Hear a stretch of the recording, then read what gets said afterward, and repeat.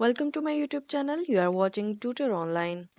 In today's lecture, I'm going to discuss some basic tools used in analytical chemistry. First of all, we need to know the reasons of using tools in analytical chemistry.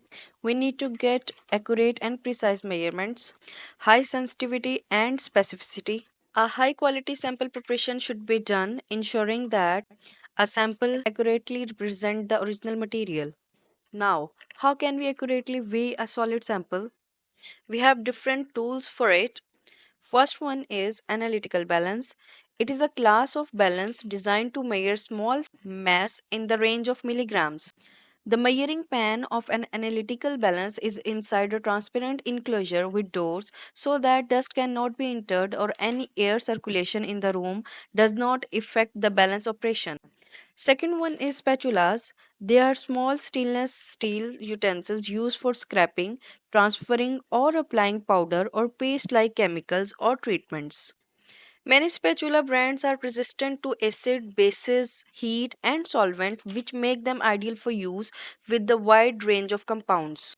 In addition to it, we have weighing boards. They are used to weigh substances that will be transferred to another vessel as well as protect the scale tray. Now, if the sample is in liquid state, how can we accurately measure it? For this purpose, we have graduated pipette, which is used to accurately measure and transfer a volume of liquid from one container to another. We have another tool which is pasture pipette, also called a dropper, used to transfer for small quantities of liquid. Moreover, micropipette is commonly used to transfer volume of liquid in microliters accurately and precisely. The last one is graduated cylinder, also known as measuring cylinder, is a common piece of lab equipment used to measure the volume of liquid. If we want to prepare the sample, where can we make it? For this purpose, we have some glasswares. First one is beaker, generally a cylindrical container with a flat bottom. They are available in wide ranges of size from 1 milliliter up to several liters. The next one is conical flask, also known as Erlenmeyer flask, has conical body with cylindrical neck, is used for mixing, heating and storing liquids. The next one is volumetric flask. It is a piece of laboratory apparatus calibrated to contain the precise volume at a certain temperature. It is used for precise dilution and preparation of standard solution. Moreover, we have reagent bottle, also known as media bottle or graduated bottle. It is made up of glass, plastic, borosilicate, or related substances and topped by special caps or stopper. They are intended to contain chemicals in liquid or powder form for lab and stored in cabinet. However, other equipments are also used like burette.